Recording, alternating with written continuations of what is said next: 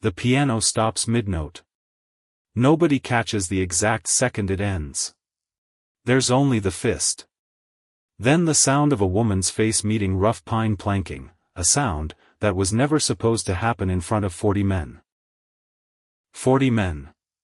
Not one of them stands up. Cigar smoke hangs in flat gray sheets beneath the ceiling.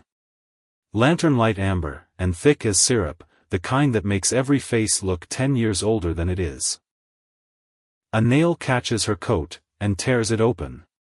Blood runs warm into her collar. But she isn't looking at the man who hit her. She's looking past him. Past the frozen tables. Past 40 held breaths. At the door.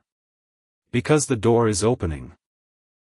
And the man coming, through it, dark leather gloves the color of old tobacco leaf, catching the light, is not a man anybody in this room expected. Except her. Then she reaches into her pocket. Cedar Bend, Kansas Territory. October, 1873. The saloon was packed. Wall to wall. Lantern light amber, and low, thick as syrup, the kind of light that makes every face look older than it is. Cigar smoke hanging flat near the ceiling in gray sheets. Nobody looking up at it anymore. Because when you've been in a room long enough, you stop seeing the things that are always there. The piano was playing. Then it wasn't. Nobody remembered the exact second it stopped. That's how silence works in a room like that one. It doesn't announce itself. It just arrives, and you look up, and it's already sitting in every corner like it's been there the whole time. What came after the silence was a sound. A fist. A woman's face against rough pine planking. The crack of something breaking, that was never supposed to break in public. Not in front of 40 men, who had ridden hard country, and buried harder men, and who chose, in that exact moment, to sit very still. And watch. Because watching costs nothing. Because moving might cost everything. Because that arithmetic runs through every man in a room like this one, whether he says it out loud or not. Verity Holloway hit the wall shoulder first. A nail caught her coat. Tore skin underneath it.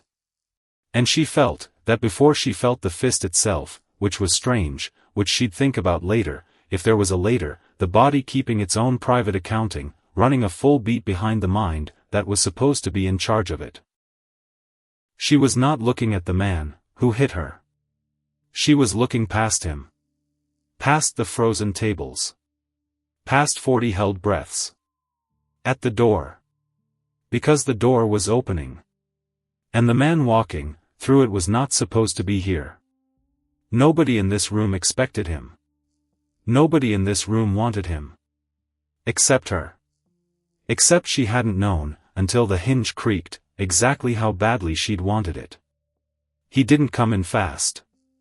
He came in the way a man comes in, when he's already decided what happens next, and isn't in any hurry at all to find out whether he's right about it. Both hands visible. Dark leather gloves. The color of old tobacco leaf. Catching the lantern light. He stopped. He let the room find him. And Verity Holloway, blood running warm, into the collar of her coat, did something nobody in that saloon was expecting. She reached into her pocket. Hold that. Hold it right there, because we're going back 3 weeks now, and when this room comes around again, and it will, you're going to understand exactly what she was reaching for. And why it mattered more than the fist. More than the blood. More than any single thing that happens in the next 10 minutes of this story. 3 weeks earlier. St. Louis smelled like river water, and ambition, which is a polite way of saying it smelled like mud, and money pretending they'd never met. Verity Holloway was 31 years old. 6 years at Ashford and Company Dry Goods. 4 of those years on the floor, learning a business the way you learn a house you don't own, where the weight sits. Where the rot is. Where a wall that looks solid is actually being held up by nothing at all, and you only find that out the day it isn't. The last 2 years, she'd kept the real ledgers. The ones that mattered. The ones where a man's entire fortune lived, or died depending on whether a single column added up correctly at the bottom of a page nobody but her ever read closely. Old Ashford got his name on the door. She got a salary. Fair, for the time. Which was not saying very much at all. She'd buried her mother that spring. Which left her with no family remaining in the city. And no particular reason to stay in it either. She noted this plainly, the way she noted most things, without drama, without sentiment attached. Because she was not a sentimental woman. She was a woman who did arithmetic. On everything. On grief. On rent. On whether a man's handwriting told her more truth than his mouth did. And arithmetic, she'd found, over and over, told the truth considerably more often than people bothered to. The letter came the same month they lowered her mother into the ground. A matrimonial correspondence service. A list of names typed on cheap paper. A rancher out in Kansas Territory looking, his own words, for a wife of reasonable disposition, and some working knowledge of practical matters. His name was Nathaniel Price. She almost didn't answer it. Except she did. Because his letter wasn't full of longing. Wasn't loneliness dressed up, as romance the way the others in that stack had been. He wrote about his land instead. 160 acres on the edge of a town called Cedar Bend. A house that worked. A barn that worked better than the house did. He wrote about fence lines needing repair, and what he expected next year's yield to look like, if the rain came fair. She read that letter twice. And thought, here is a man who counts things. She wrote back. He wrote back to that. 4 letters over 6 weeks. Careful. Measured. 2 people circling the same enormous question, from opposite ends of a country, both of them too practical to pretend it wasn't a question at all. And then, in the 4th letter, 2nd week of September, Nathaniel mentioned a name. Almost in passing. The way a man mentions a thunderhead sitting on the horizon, that hasn't turned yet, but that he's been watching.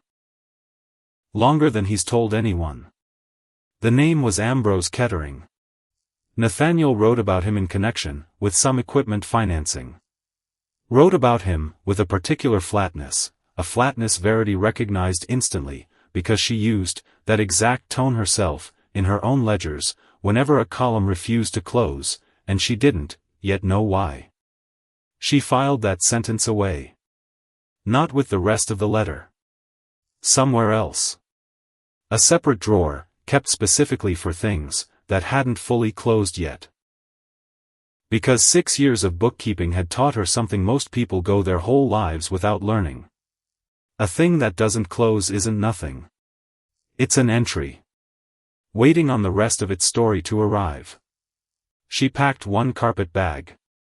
2 dresses. A bone-handled penknife that had belonged to her father. And a small leather notebook her grandmother had called her quaderno, a word, from a language, that had no earthly business surviving this far north, this far west, except Verity had never once found an English word that carried the same weight. The quaderno held her working figures. Her open questions. 6 years of a discipline built, since she was 9 years old, sitting at her father's knee, learning that numbers don't lie even when people do. Even when people lie beautifully. She boarded the stage at dawn. She did not know, could not have known, watching Missouri flatten out, into the long dry geometry of Kansas, through a coach window, that Nathaniel Price had already been dead 8 days. Cedar Bend announced itself, with smell before it announced itself with sight. Cattle. Coal smoke. The particular dry grit of prairie dust, that settles into the back of a throat, and stays there, like it decided a long time ago, that this was home now, and nobody was going to get a vote on the matter. The stage rolled in on a Thursday afternoon. Verity stepped down. Carpet bag in hand. Scanned the faces at the depot for a man, who matched Nathaniel's description, from his second letter. What she found instead was a man in a gray suit. Gold watch chain. Catching too much light for a day that was mostly overcast, which meant either the suit was new, or the man wearing it had learned exactly how to stand, so the light found him. He introduced himself. Ambrose Kettering. He held his hat to his chest. The gesture was meant to say respect. It said calculation instead. Most people wouldn't have caught the difference. Verity caught it in about 10 seconds. He told her Nathaniel Price had died of fever. 9 days ago. He said 9. A more careful count would have said 11. She noted the discrepancy. Filed it. Kept her face entirely still, because that isn't how you play a hand you don't understand yet. You don't show a man your cards before you've finished counting his. Kettering offered his condolences, with the practiced economy of a man for whom condolences had become a regular professional function, no different from filing paperwork. Then, without pause, and this was the part that told her everything she needed, he produced a document. A loan. $340. Secured against Nathaniel Price's land. Property reverting to the Kettering Land and Banking Company, upon the borrower's death, absent a recognized heir. Notarized in Kettering's own office. Signed, allegedly, by Nathaniel himself. Dated 2 weeks after the last letter Nathaniel had ever sent her. Which meant this loan didn't exist, yet on the day Nathaniel wrote her a careful, flat sentence about a thunderhead on the horizon. Something had happened. Between that letter and this document. Something Nathaniel hadn't seen coming. Or hadn't had time to stop. Verity read the paper twice. Kettering waited, wearing the face of a man accustomed to watching people read things they weren't meant to fully understand, and then nod anyway. She didn't nod. "What's the rate of interest?" she said. Kettering blinked. "I beg your pardon?" "On the instrument. The interest rate. That's not customary information to." "Who witnessed the signing?" Silence. "And is the transfer recorded in the county registry," she said, "or in yours?" Because those weren't the same institution. And both of them, standing there in the October dust, knew it perfectly well. Something moved behind Kettering's face. Not the expression itself, the expression stayed exactly where he'd placed it, fixed, professional. Something underneath the expression. The way a river's current shifts when the bed beneath it changes, and the surface hasn't caught up to the news yet. "The matter is straightforward," he said. It was not. "Your correspondence contract is void," he continued. "Under territorial law. Upon the death of the contracting party." "I see. I could arrange lodging. While you settle your return east. There might be cleaning work. Temporary. Until your affairs are in order." There it was. Stripped of every courtesy layered on top of it, what he was offering her was a locked room, with a comfortable chair sitting inside it. "I'll need to think on it," Verity said. She thanked him for meeting the stage. She walked away, with her bag, before he could answer, because a woman, who stops to argue has already handed over the only advantage she arrived with, the advantage of not yet being understood. The rooming house took her money for 2 nights. She sat on the edge of a narrow bed, with the quaderno open across her knees, and went through Kettering's words in the exact order he'd said them. The way she went, through a ledger that wouldn't close. Slow. Methodical. No impatience anywhere in it. Looking for the one entry that didn't belong. The numbers didn't close. She didn't have all of them yet. But she had enough to know something was missing. And a missing entry, she had learned across 6 patient years, is never missing by accident. He came in, from the west the second day. Cedar Bend registered his arrival the way certain towns register certain men. A tightening in the air. Conversation dropping half a register, without anybody deciding to lower it.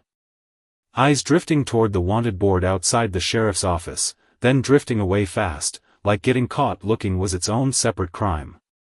The notice on that board was 3 years old. The name, Silas Boone. The charge, assault. Property destruction. $200. Enough, in 1873, to be taken seriously. Not enough to draw serious hunters out of their own territory chasing it. No details on what property. What assault. Under what circumstances. Because the notice had been drawn up under a local stamp, and Verity had already begun noticing that local stamps in Cedar Bend tended to carry the same handwriting underneath them, no matter which office door they came out of. Silas Boone was maybe 38. Flat-brimmed hat, pulled low. Dark coat, expensive once, worn down now to something purely functional. And gloves. Leather, the color of dark tobacco leaf, that he did not remove. Not at the livery. Not at the water trough. Not when he lifted his coffee cup in the corner of the hotel dining room, Kettering's Hotel, where Verity had by then taken the cleaning work, because she needed a legitimate reason to be inside that building, and this was the only honest one available to her. He looked at her once. Not the way a man looks at a woman he's still deciding about. The way a man looks at a woman whose name he already knows. Whose situation he's already worked out in his head. About which he's already formed an opinion he hasn't yet decided whether to share. Then he looked away.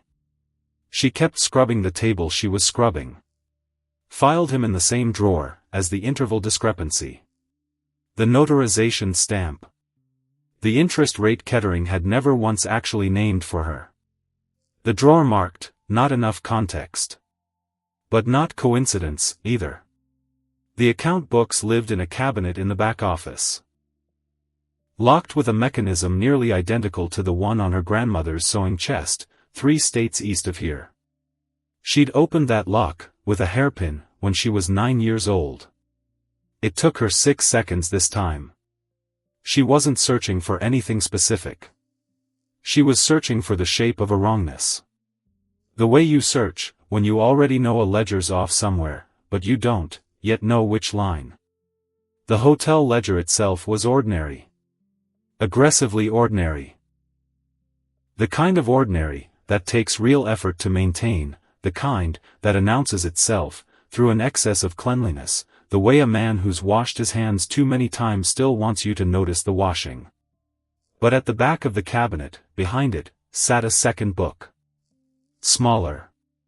Bound in dark leather, close in quality to her own quaderno, which she noted, with the same flat interest she brought to most things. Not a hotel ledger. A record of property transfers. 11 years. 13 entries. Each one built the same way. A name. A property description. A loan amount. A date. A second date. And a cause. Kettering had titled that final column, with the bureaucratic precision of a man who understood, deep down, that plain language is its own excellent form of hiding things. Circumstances. Fever. Accident. Unknown cause. Fever. Drowning. Accident. Fever. 13 names. 13 transfers. Every single one completing, within 9 to 14 days of the listed date of death. Nathaniel Price was the 14th entry. The transfer date column, beside his name, sat blank. She understood exactly why. She had arrived on the stage. Read a document twice. Asked 3 questions. Declined to nod. She had introduced a variable that wasn't supposed to exist in this particular calculation. She did not take the book. Taking it would announce she'd found it. And that announcement would collapse whatever time she had left to work with. So she did what she always did, with numbers she wasn't ready to use. She copied them. Entry by entry, into her own hand, into the quaderno, by the light of a lamp burning low, and getting lower, with every page. Every date. Every interval.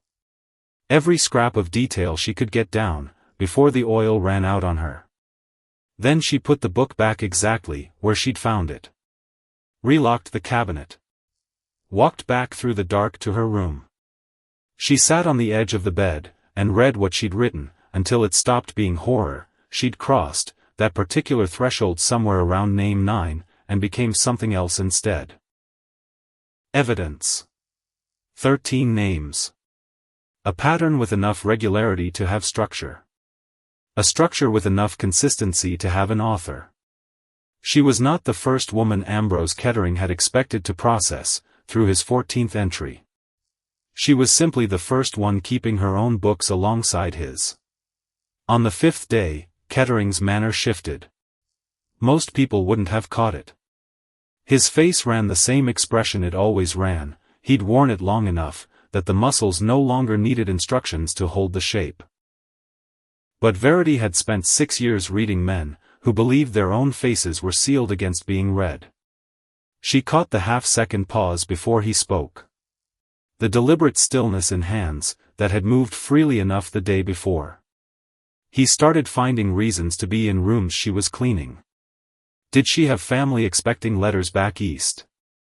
Had she written to anyone in St. Louis yet? Was she finding Cedar Bend accommodating, all things considered? Each question dressed up as idle small talk. Each one, underneath, the exact same question asked 3 different ways. How alone is she? And would anyone notice, and how soon, if she simply stopped writing? She answered every question, without answering any of them. On the 6th day, he told her the room was needed. A paying guest. Sorry it had ended sooner than hoped. He said all of it in the flat register of a man performing an apology, that wasn't, structurally, an apology at all. She was on the street inside the hour. She hadn't unpacked past what she needed day to day, because some part of her had known this was coming, before the rest of her caught up to the knowledge. The rooming house across the street had, that same morning, a sudden family visit requiring her room after all.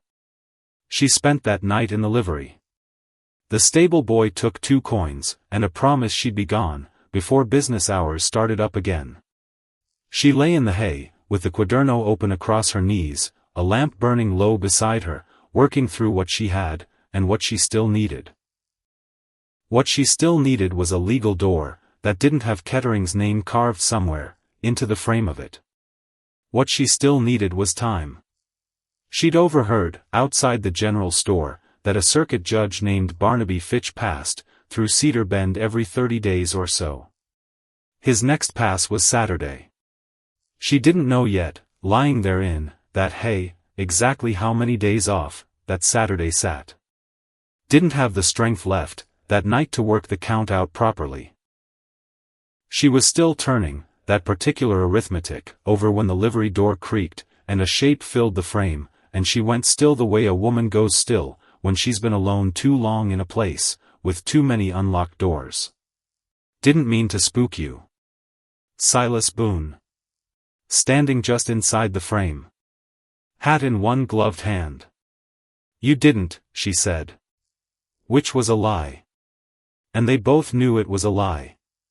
And neither one of them bothered saying so out loud. He didn't come further in. Stable boy's asleep, he said. Figured somebody ought to know you're out here. In case he wakes up talking. Why would that concern you? Wouldn't. Much. A pause. Except it does, he said. She looked at him then. Really looked. The gloves. The flat brim. The particular stillness of a man, who had learned, somewhere, the hard way, that moving fast gets you noticed, and getting noticed gets you hanged. You knew him, she said. Not a question. Something crossed his face. Gone before she could name it. Knew who? Nathaniel Price. The silence stretched long enough, that she thought he simply wasn't going to answer. Get some sleep, he said instead. Judge comes through soon enough. You'll want your wits about you before then. And he was gone. She sat along, while in the dark, after that, lamp guttering low, the quaderno warm against her knees like something, with a pulse of its own. Because he hadn't answered her question. Which was, in its own particular way, an answer. The next morning she went looking for Sheriff Purdy. Didn't find him. Which surprised nobody who'd lived in Cedar Bend longer than a week. She found, instead, a woman named Mrs. Odell. Widowed. Ran a boarding house on the quiet end of town, the one Verity hadn't tried at first, because she'd heard, in passing, that it never had rooms. It had a room. Mrs. Odell was warm in the particular way of a woman who'd decided, a long time back, that warmth cost her nothing, and bought her quite a lot in return. She fussed over Verity's torn sleeve. Brought tea nobody had asked her for. Asked, gently, carefully, whether Verity had people back east who'd want word of, where she'd landed. I could post a letter for you, Mrs. Odell said. Save you the walk to the depot. My nephew rides out every few days, regular as clockwork. That's kind. It's nothing at all. Mrs. Odell smiled. We look after our own out here. Even the ones who aren't quite ours yet. Verity wrote a short letter that evening. To no one in particular, 3 careful lines about weather, and safe arrival, nothing that mattered, nothing anywhere near the quaderno. Some instinct she couldn't, yet name told her not to hand, over anything that actually mattered. Not yet. Not until she understood exactly, who she was handing it to. She gave Mrs. Odell the letter anyway. Watched the older woman tuck it, into her apron pocket, smiling a half-second longer than the moment required. Filed that, too. In the same drawer, as everything else, that didn't quite close. Because here is the thing about a woman, who does arithmetic for a living. She doesn't trust kindness, that arrives without a reason attached to it. She trusts kindness that's had to earn its own way there. And Mrs. Odell's kindness had arrived remarkably fast, for a stranger fresh off a stage, with nothing whatsoever to offer anybody in return. That night, at the small desk by her window, lamp turned low, Verity opened the quaderno to a fresh page. She wrote 3 words at the top. Who else knows? Because that was the real question now. Not whether the pattern was real, she'd stopped doubting, that somewhere around name 9, back in the hay, by lamplight. The question now was, who else in this town had already seen the shape of it? And said nothing. And why they'd chosen the nothing, over the something. Kettering had built this over 11 years. 11 years doesn't happen in a vacuum. It needs a sheriff, who doesn't look too hard. A notary who doesn't ask inconvenient questions. A judge passing, through every 30 days, who somehow never notices, that Cedar Bend's death rate for landowners runs considerably higher than any of its neighbors. 11 years needs a whole town that's trained itself to look elsewhere. She thought of the saloon she hadn't, yet walked into. Of a piano she hadn't yet heard stop. Of 40 men, who would, 3 weeks from, that exact night, sit very still at their tables, while a fist met her jaw, and not one single one of them would move a muscle.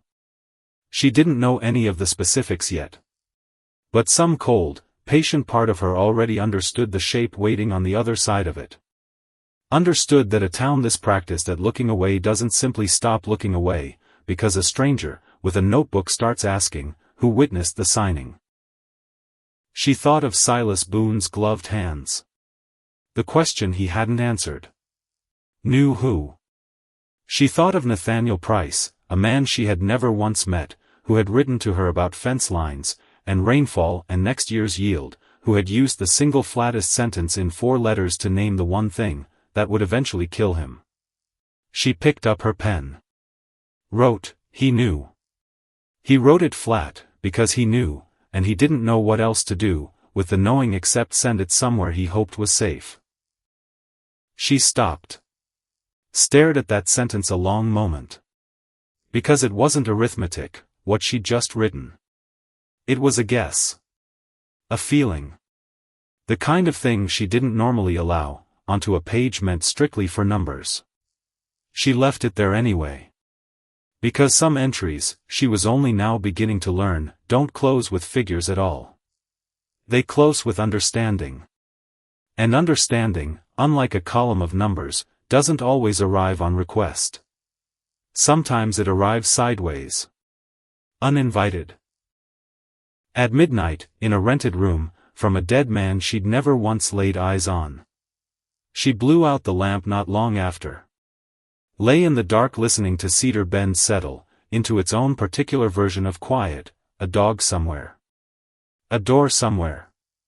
The wind doing what Kansas wind does, which is move through everything and belong to nothing at all. She did not sleep well. She kept seeing the blank line beside Nathaniel Price's name. The transfer date that hadn't been filled in. Because it hadn't happened yet. Which meant there was still time. Which meant, whether she'd chosen the position or not, she was now standing precisely where the 14th entry needed a witness to stand. And the only real question left was whether she'd be the one to write what went in that blank line. Or the one it got written about instead.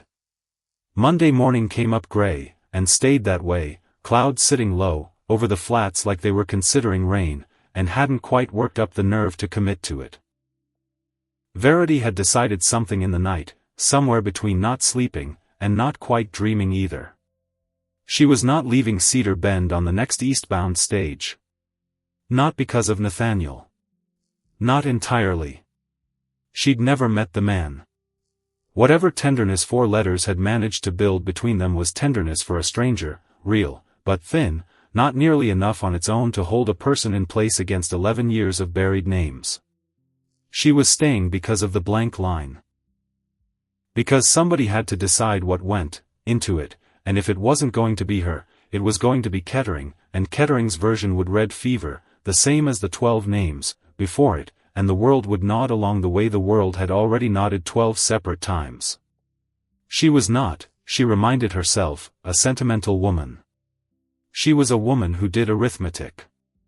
And the arithmetic here was simple enough, once she let herself run it honestly. 13 people, dead and unaccounted for. A 14th line sitting blank, waiting. She had arrived, through no plan of her own making, at precisely the one place, the one moment, where the whole pattern could still be interrupted, before it closed shut for good. You didn't walk away, from a column, that balanced that cleanly. Not if you'd spent your entire life being the one, who finished what she started adding up. That morning at breakfast, Mrs. Odell's eyes kept sliding toward the window. Toward the street. Toward, Verity would only understand much later, the direction of Kettering's hotel. You sleep all right, dear? Well enough. You look tired. I am tired. Mrs. Odell's smile didn't waver. This town'll do that to a body. Takes some getting used to. I imagine it does. Some folks never do get used to it, Mrs. Odell said, and there was something underneath that sentence Verity couldn't yet name, a weight that didn't quite belong to idle breakfast talk. Some folks are better off moving on quick. Before they get too settled in. Verity set down her fork. Is that advice, Mrs. Odell? The older woman's smile held. A half-second too long, same as it always did. Just an observation, dear, she said. Just an observation. Verity finished her eggs in silence after that. Thanked her hostess. Climbed the stairs to her room. Sat at the small desk, and opened the quaderno. Beneath he knew, she wrote one more line. She knows too. Whoever she reports to. She underlined it once. Closed the book. Sat along, while with both hands flat on the cover, feeling, for the first time, since the stage had rolled into Cedar Bend, something that wasn't quite fear, and wasn't quite resolve, but sat somewhere stubbornly between the two, refusing to resolve, into either one. Several days yet, before the judge. 13 names behind her. A blank line ahead of her, waiting on somebody's hand to fill it. She intended it to be hers. That letter kept bothering her. Because a kindness, that fast, that easy, from a total stranger, who owed her nothing at all, that wasn't kindness. That was a hand reaching for something. And Verity had spent 6 years learning exactly how to notice hands. So she tested it. Simple test. Cheap test. The kind you run on a ledger you don't fully trust yet. She wrote a second letter. Addressed to a fictitious cousin in Topeka. Said, in 3 careful lines, that she intended to leave Cedar Bend on the next stage east, whatever came of her business here. A lie. A small one. Cheap to make. Expensive, potentially, to catch. She handed it to Mrs. Odell before noon the next day. Your nephew rides again soon. Tomorrow morning, dear. Regular as clockwork. Thank you. She went back upstairs and waited. Because if the letter went out, it went out, and nothing came of the test, but one wasted stamp. Except if it didn't go out. If it never once left this house at all. Then she'd know precisely what kind of woman had been smiling at her, over breakfast eggs every single morning. 2 days later, she found her answer. Not through cleverness. Through plain luck, which she distrusted almost, as much as she distrusted Mrs. Odell's smile, because luck wasn't a thing you could enter into a column and count on twice. She'd gone down for water. The kitchen door stood half open. Mrs. Odell's apron hung on its peg by the stove, same as always. Except the pocket wasn't empty. Except it should have been. The ride had come, and gone a full day back. And there, folded into that apron pocket like it had never once seriously considered leaving this kitchen, sat Verity's letter. Unposted. Unopened, technically. But not unread. She could tell. The fold sat wrong. Somebody had opened it, read it through, and folded it back along a crease that wasn't the original one. Verity stood there a long moment, with the water pail hanging forgotten, from one hand. And felt the floor of her stomach drop the way it does, when a suspicion you'd half hoped was wrong turns out, instead, to be exactly right. So Mrs. Odell read the mail, before it ever left the house. Which meant Mrs. Odell had known, for a full day now, that Verity Holloway intended, falsely, to leave Cedar Bend on the next stage east. Which meant somebody else likely knew it too. Because women like Mrs. Odell don't collect information purely for their own sake. They collect it to spend it later, somewhere it'll buy them something. And there was exactly one buyer in this town, with the particular appetite, that paid well for details about a stranger's comings and goings. Verity set the pail down carefully. Quietly. The way you set something down, when your hands have started shaking, and you'd very much rather nobody noticed that happening. She went back up to her room. She did not confront Mrs. Odell. Because confronting her only told Mrs. Odell that Verity knew. And knowing was the only advantage Verity had left in this entire rotten town. She was absolutely not, going to spend that advantage on the small satisfaction of watching an old woman's face crumble over one fake letter about a fake cousin, who didn't exist. She sat at the little desk instead. Opened the quaderno. Wrote, she reads it, before it leaves the house. Which means he's already had a day of knowing something. Which means. She stopped. Which means he only knows what I told her. Which was a lie. Which means the only true thing he's actually learned is, that I lie to my own landlady about my plans. Small mercy. Cold comfort. But a mercy all the same. She'd bought herself something, without ever quite meaning to. A false trail. Kettering's men would be watching a road she was never going to travel. Good. Let them watch a road. She'd be somewhere else entirely. She found Silas Boone at the livery, that same afternoon, currying the gray horse, with the white mark on its nose, moving with the unhurried patience of a man, who had nowhere in particular to be, and had made his peace with that fact a long time ago. "Mrs. Odell reads the Post," Verity said. No greeting. She didn't have the patience left for one. Silas didn't look up from the horse. "Figured she did." "You figured. She's done it 11 years. Longer than Kettering's owned that hotel, even. Woman's got eyes inside every letter that leaves this town." He ran the brush down the horse's flank, slow, even strokes. "You're not the first one to test her either. Who else tested her?" He didn't answer that. Which was becoming a pattern with him, she noted. Ask him a direct question about the past, and watch the whole door swing quietly shut. "I need to know what you know," she said. "Not pieces. Not looks you won't explain. All of it. Because I've got a judge coming through soon enough, and I am entirely done playing this hand, with half the cards showing." He set the brush down. Looked at her, finally, for the first time, since she'd walked in. Really looked. Something in his face shifted, not softened, exactly. Settled. The way a man looks, when he finally decides that a weight he's been carrying alone has found somewhere else to sit, at least for a while. "Nathaniel Price was my brother," he said. "Half-brother. Same father." The words landed harder than she'd expected them to.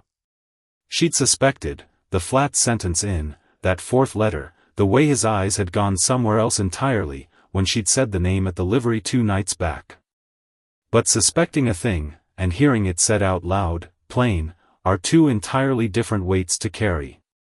"Your father," she said carefully, "owned 160 acres north of here. 12 years back now." Silas's jaw worked once, tight. Kettering wasn't calling himself a banker yet. Wasn't much of anything official yet. Just a man who lent money at rates that were survivable in a good year, and pure ruin in a bad one. Owned his own notary stamp. Owned the sheriff, before this one, and the one before that too. A pause. Owned the weather too, way it worked out. Because the bad year landed exactly when my father's note came due. And the land transferred. "Fever," Silas said, and the word came out of him like something spat clean off his tongue. "That's what the paper said. My father's the one, before the book even started, understand." Kettering hadn't learned yet how to make a column look tidy. "My father's the mess he learned from. Everything after, all 13 of your names, that's Kettering doing it clean. You weren't quiet about it." "No." A ghost of something crossed his face, not quite a smile, too tired by half to be that. "No, I was not quiet about it in the least." Which is how a man ends up on a board outside a sheriff's office, with $200 hanging over his name, and a charge that never once had a witness willing to say it to his face. And Nathaniel. 15 when it happened. Watched the whole of it. Didn't say a single word about it for years. I figured him scared. Figured wrong, as it turns out. Silas shook his head slow. He wasn't scared at all. He was patient. Found a piece of ground clean outside Kettering's reach. Built quiet. Never once drew attention. Wrote through a contact he trusted, to a woman back in St. Louis good with numbers, looking for a reason to come west. He looked at her directly then. Unflinching. He didn't pick you off some list, Miss Holloway. He picked you on purpose. Verity felt the floor of her understanding shift half an inch beneath her. Why? Because he told me, in the last letter he ever sent me, mind, not the one he sent you, a different one entirely, he said he'd found somebody, who counted things other people walked straight past. Silas's voice had gone rough somewhere along the edges. Said if anything ever happened to him, she was the one who'd know how to make it matter. Silence stretched between them a long moment. The horse shifted its weight. Huffed once into the quiet. He knew, Verity said. Slowly. Before he died. He knew exactly what Kettering was. He'd been building his own record. 3 years of it. Quiet listening.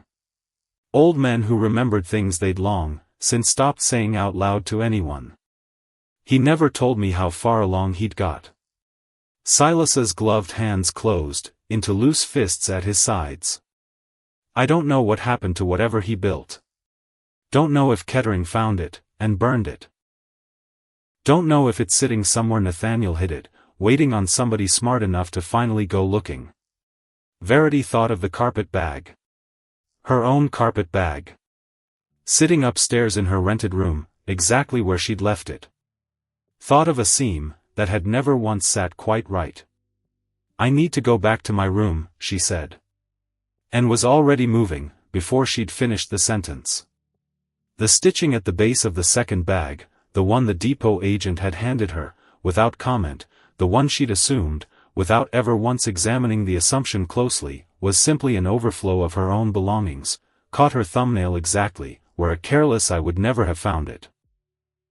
She sat on the floor of her rented room, penknife in hand, her father's penknife, bone-handled, the single thing of his she'd carried 3 states west, and worked the seam open 1 stitch at a time. Slow. Careful. The way you open something you suspect might be the only surviving copy of anything that matters. Inside the lining, 3 things. A deed. Old ink, careful, filed 1859, every notation intact. Her breath caught reading the name at the bottom, Boone. The father.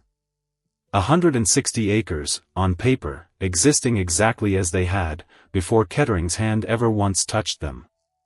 A second document, pages, many of them, in a hand less practiced than her own, but complete in everything that mattered. Names. Dates. Fragments reconstructed from 3 patient years of listening in a town trained not to remember out loud. 11 names. 2 short of the 13 she'd copied, from Kettering's own ledger, which told her something important all on its own. Nathaniel had built this blind, entirely from the outside, with no access whatsoever to Kettering's actual books, and he'd still landed on 11 of 13 correctly. Which meant the pattern wasn't hidden nearly, as well as Kettering believed it was. Which meant a town remembers considerably more than it says out loud, provided somebody's patient enough to sit and listen for it. And the third thing. A letter. Addressed to her by name. Her hands went unsteady reading the direction on the outside, Miss Verity Holloway, because a dead man had written her name in his own hand, sealed it into a lining, and trusted a stage line, a depot agent, and a stranger's fresh grief to carry it 3 states west to exactly where it needed to land. She opened it. If you are reading this, something has gone wrong. Everything I know is sewn in with this letter. I chose you, because Silas told me you count things other people walk past. I hope I chose right. It was not signed Nathaniel. It was signed, with a name she hadn't known, until an hour ago, in a livery, from a man wearing tobacco-colored gloves. Their father's name. A man Kettering's own circumstances column recorded, as having died of fever, 12 years back. A man who had not died of fever 12 years back. She sat on the floor a long while with that letter resting in her lap. And let whatever needed to settle, settle. Because some entries, she was learning, simply don't close with arithmetic at all. They close with understanding instead. And grief for a man she'd never met kept arriving sideways, uninvited, the way it had, that first night in the hay, except heavier now. Because now it had a name. A face she'd never once see. And a son standing in a livery not 200 feet away, who'd carried this exact same weight alone for 12 straight years. She folded the letter. Set it beside the deed and the pages. Went back to find Silas. He read it standing up. Didn't sit once, the whole time through, like sitting down might somehow make it realer than he could stand to hold. When he finished, he didn't say anything for a long while. 11 names, he said finally. Quiet. I only ever managed to get 11 right. You got 11 right on nothing, but memory and patience, Verity said. I've got 13, and a blank line waiting on a 14th. Between the two of us, Silas Boone, we've got a case. He looked at her. You keep saying we. Do I? You don't owe this town one single thing. You could take the deed, and the letter, and be on a stage east inside the week, and nobody alive would think a bit less of you for doing it. I could, Verity agreed. Neither of them said anything else for a moment. But you're not going to, Silas said. Not a question. No, she said. I am not. Because here was the arithmetic of it, plain as anything she'd ever balanced in her life. 11 years. 13 names. A blank line, with her own arrival sitting right beside it, whether she'd asked for that position or not. You didn't walk away from a column that closed that cleanly. Not if you'd spent your whole life being the one who finished what she started adding up. 2 names still sat unaccounted for between Nathaniel's 11 and Kettering's 13. And one of them nagged at her worse than the rest of them combined. Because most of the 13 entries in Kettering's book carried a location she half recognized, 3 weeks of overheard talk around Cedar Bend having taught her that much, a section number, a creek name, something a patient person could eventually place on a map inside their own head. One entry didn't. A woman's name. Prudence Yates. Property description vague, almost deliberately so, like whoever wrote it had wanted the entry to exist in the book, without sitting anywhere in particular. Cause, fever. Same as always.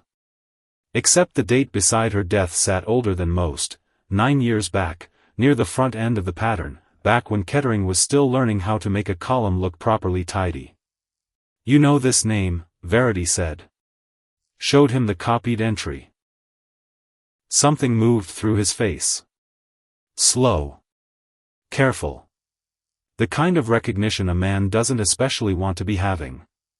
Prudence Yates kept house for a family out past the Second Creek crossing, he said. Before my time getting run off, but I remember the talk of it. Remember it going quiet too, the way things always went quiet whenever Kettering's business touched somebody directly. He frowned down at the page. But that's not what strikes me hardest. What strikes you? There's a place out that way. Old holding of Kettering's, not on any deed anybody's ever seen filed proper. Cabin, mostly fallen in on itself, except somebody's kept one corner of roof patched for a good deal longer than makes any sense for a building nobody claims to own. He looked up at her. Always figured it for storage. Feed, tools. Never thought much on it before now. Verity felt the cold settle back into her, worse this time than before. You're thinking exactly what I'm thinking, she said. I'm thinking a man who fakes a death doesn't always need the body to actually disappear, Silas said, slow, like the words cost him something real to speak aloud. Sometimes it's cheaper. Easier to control what stays quiet, if it's still breathing, and knows precisely what happens the day it stops being quiet. They rode out before dawn the next morning. Before Cedar Bend had fully decided to wake up. They took the long way round past the Second Creek crossing, so as not to pass anywhere near Kettering's hotel, or the depot, or anywhere Mrs. Odell's eyes might find a reason to notice 2 horses leaving town together. The land out past the second crossing ran rougher than the flat sweep around Cedar Bend proper. Low scrub. Draws cut deep by water that hadn't run through them in a long while. The kind of country a man picks specifically, because nobody rides, through it by accident. The cabin, when they found it, looked exactly like Silas had described. Half fallen in on the north side. One corner of roof patched newer than the rest, tar paper black against gray weathered shingle, the only part of the whole structure that looked like anybody still cared whether the rain got kept out. They came up on foot. Horses tied a quarter-mile back in a draw. Slow. Quiet. Verity's heart going harder than she wanted to admit to, because there's a particular flavor of dread that comes from confirming a thing you already believed, worse, somehow, than the plain uncertainty that came before it. Silas went first, gloved hand resting easy near his hip, though Verity had never once actually seen him carry a gun, and she understood, watching him move, that some habits simply outlast the tools they were originally built around. The door wasn't locked.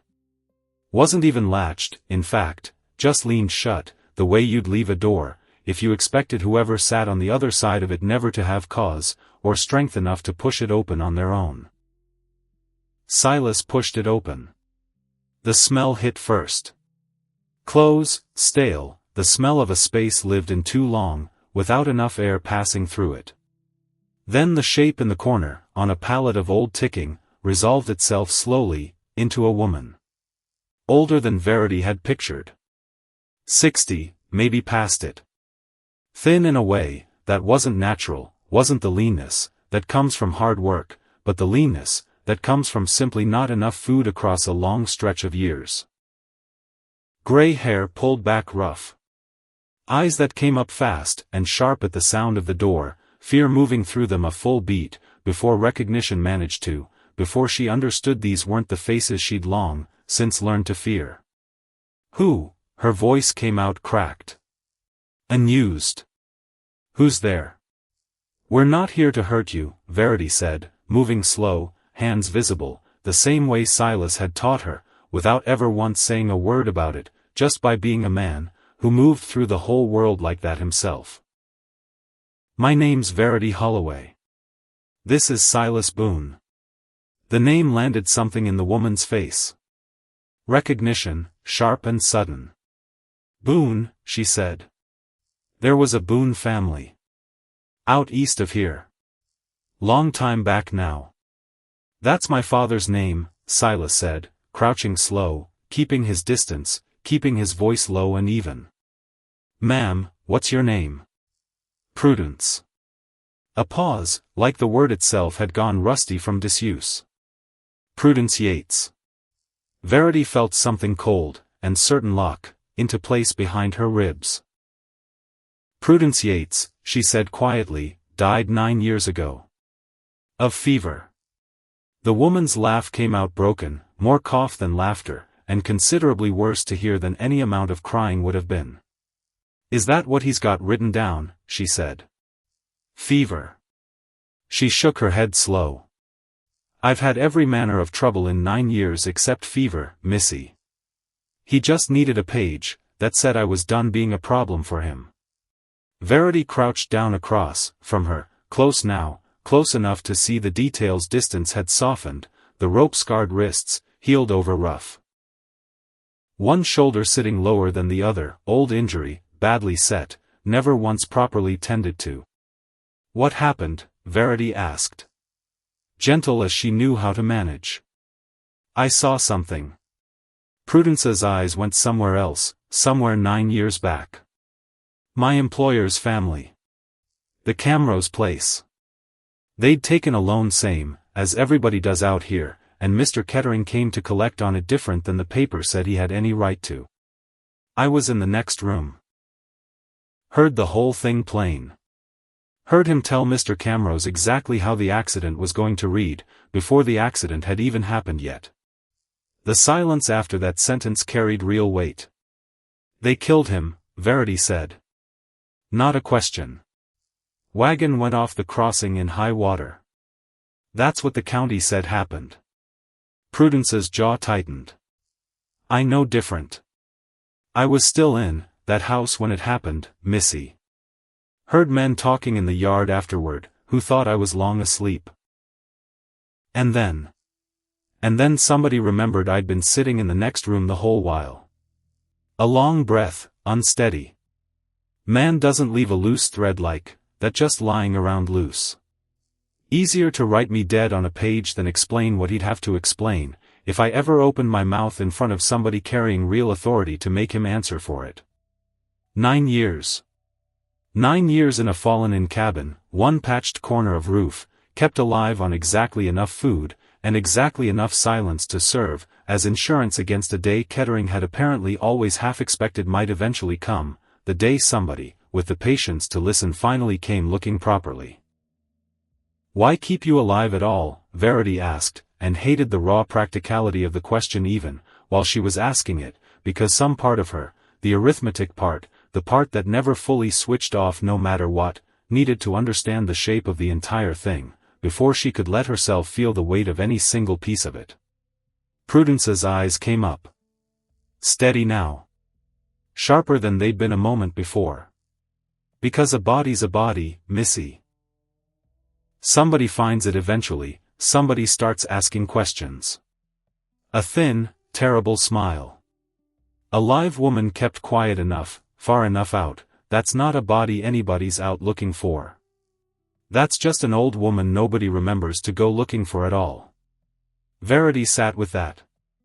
Sat with the particular horror of a system, so patient, so bureaucratically tidy, that it had found outright murder wasteful, and settled instead on something crueler, and considerably more efficient, a slow erasure, maintained 9 full years at the cost of one patched roof, and just enough bread to keep a witness from ever becoming a body somebody might stumble across. "We're taking you out of here," Silas said. Quiet. Final. Not a question either.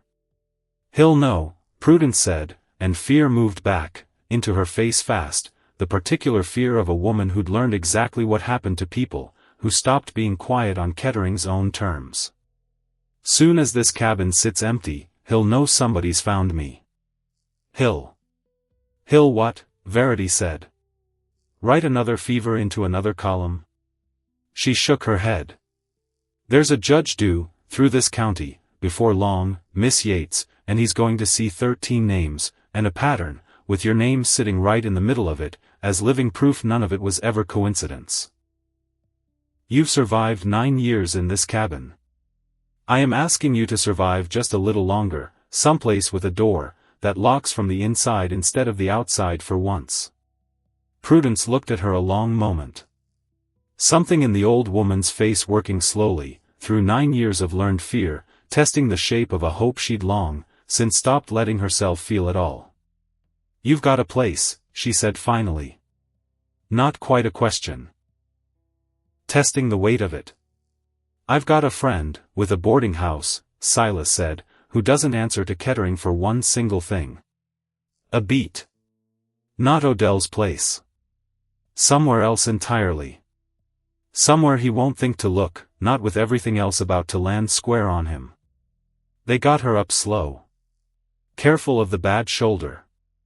Prudence Yates could walk, though every step cost her something, 9 years of near stillness written into every joint she owned, and Verity understood, helping the older woman across the threshold of the only home she'd known in nearly a decade, that this exact moment, boots crossing a rotted doorframe out into open air, was its own particular kind of entry, finally closing.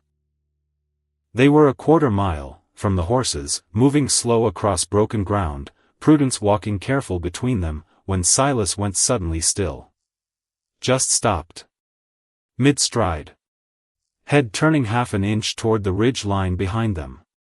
"Down," he said. Quiet. Urgent. Now. Verity didn't ask why. She'd learned, in her short time in this country, that a man who moved like Silas Boone didn't waste urgency on nothing at all. They dropped low into the scrub. Prudence between them, Silas's gloved hand pressed flat against the old woman's back, holding her still, holding her quiet. Hoofbeats. Distant. Coming closer. Verity's heart slammed once, hard, against her ribs. Because there was only one real reason for riders to be out this far, this particular stretch of nowhere, on this particular morning. "How many?" she breathed. Silas was already counting under his breath, eyes narrowed toward the ridge.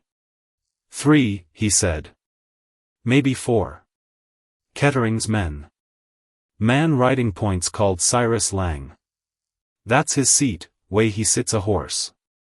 Silas's jaw tightened. Which means somebody's already told him this cabin was worth checking on. Mrs. Odell. The thought hit Verity like cold water down the back of her collar. Not the false letter, that trail led to a stage, that was never going to carry her anywhere at all. But something else. Something they'd missed between them. A question asked wrong somewhere along the way. A look held a beat too long. Some small thread Kettering had pulled, without either of them ever noticing the tug. There wasn't time to work out which one. There was only time left to move. Draw, Silas said. Low. Fast. Cuts west, half-mile down. Deep enough to keep us hid, if we're quick, and quiet enough about it. Can you run, Miss Yates? Prudence's face had gone the color of old paper. But her jaw set hard, and something in her eyes, that had survived 9 years alone in a fallen-in cabin answered, before her voice ever managed to. I can run, she said. Try me and see. They ran. Low. Fast. Verity's lungs burning inside 24 strides, corset boning digging hard, into ribs never once built for sprinting across broken Kansas scrub, and still she ran, because behind them, closer now, the hoofbeats had shifted rhythm entirely. No longer casual. No longer any kind of patrol. They'd been seen. Or heard. Or some riders I had simply caught motion, where the land said there shouldn't be any at all. Riders. A voice, distant, carrying flat across open country the way sound does out here, no hills to catch it, no trees to soften it any. West side, moving on foot. Go, Silas said, and there was nothing gentle left anywhere in his voice now, just flat urgent command. Go, go, go. The draw opened up in front of them like a small mercy, ground dropping away sharp enough to hide 3 bodies moving low, and fast, and they half ran, half slid down, into it, Verity's palm catching hard on rock, tearing skin she wouldn't feel, until a full hour later, once the shaking finally settled down enough to let her. Gunfire. Not aimed. She understood that even in the moment, some cold analytical corner of her mind still running its arithmetic even, with her pulse hammering loud in both ears. A warning shot, maybe. Or a man firing blind at motion he couldn't clearly see, trying to flush them rather than hit them outright. Still. The sound of it went through her whole body like something breaking clean in half. Keep moving, Silas said, gloved hand hard on Prudence's arm, half carrying the old woman now, over the roughest ground. Don't stop. Don't look back. Looking back costs you a full step, and a step is the whole difference out here. They didn't stop. The draw ran a long winding quarter-mile, twisting enough that the riders above lost their clean line on them twice, had to circle wide to pick it back up again, and every one of those lost seconds bought distance Verity would only later understand had been the entire margin between escape, and something considerably worse. They came up out of the draw 100 yards, from where the horses stood tied, and Verity had never once in her life felt so grateful for the sight of 2 ordinary animals standing patient in the scrub, waiting. Silas got Prudence up first, swinging her onto his own horse, with a strength that belied the careful, unhurried way he usually carried himself through the world, then vaulted up behind her. Ride, he said to Verity. Don't wait on me. Straight line for town, fastest you've ever gone in your whole life. She didn't argue. She rode. Wind tearing past her, had gone somewhere in the first quarter-mile, and she didn't care one bit, hair coming loose, and whipping across her face, and she didn't care about that either, because behind her, distant but not distant enough, hoofbeats were still coming, and every single one of them was a reminder that this had stopped being arithmetic on a page a long while back. This was her life now. This was Prudence Yates's life, twice risked in 9 years, and now risked again inside a single afternoon. This was Silas Boone's life, a man, who had already lost a father, and a brother to the exact same pattern she was now racing to interrupt, before it swallowed one more name. They lost the riders a mile and a half outside town, Lang's men peeling off. Verity understood only afterward, from Silas, that a rider, that close to Cedar Bend proper couldn't risk being seen chasing 3 unarmed people across open country in broad daylight, not with a circuit judge due, through soon and half the town already primed, whether Kettering knew it, yet or not, to watch for exactly that kind of trouble. Which meant Kettering still needed the town looking the other way. Which meant, Verity thought, riding hard for Cedar Bend, with her lungs burning, and her hands raw, and an old woman's 9 stolen years riding on the horse just ahead of her, that Kettering's whole empire was built on nothing sturdier than everybody in town agreeing not to look too closely. And she was finished agreeing. They got Prudence settled by dusk, in a spare room above a harness shop on the quiet end of town, kept by a widower named Croft, who owed Silas an old debt, from some year, and some trouble Verity didn't ask about, and didn't especially need to. A door that locked from the inside. A window that looked out on nothing, but empty lot and open sky. Prudence sat on the edge of the narrow bed, hands folded in her lap, and looked up at Verity, with an expression that didn't have any clean name attached to it. 9 years, she said. Quiet. Almost wondering, like she was hearing the number spoken aloud for the very first time herself. 9 years I told myself nobody was ever coming looking. I'm sorry it took this long, Verity said. Don't be sorry. Prudence shook her head slow. Be quick instead. Whatever you're building toward, be quick about it. A man like Kettering doesn't sit still once he knows the ground's gone, and shifted underneath him. Verity thought of Cyrus Lang's men circling that draw. Thought of gunfire, that hadn't been aimed to kill this time, but might well be, next time, once Kettering fully understood how much ground had already shifted out, from under him. Not much longer now, she said. The judge is close. Then you've got not much longer to be very, very careful, Prudence said, and something steady came into her voice, that Verity would remember a long while afterward, the particular steadiness of a woman, who had survived 9 years by learning, better than almost anyone else alive, exactly how dangerous careless hope could turn out to be. Because a cornered man doesn't sit around waiting to see how the story ends, Missy. A cornered man tries to write the ending himself. Quick. Before anybody else gets the chance to beat him to it. Kettering learned about the cabin, before sundown that same day.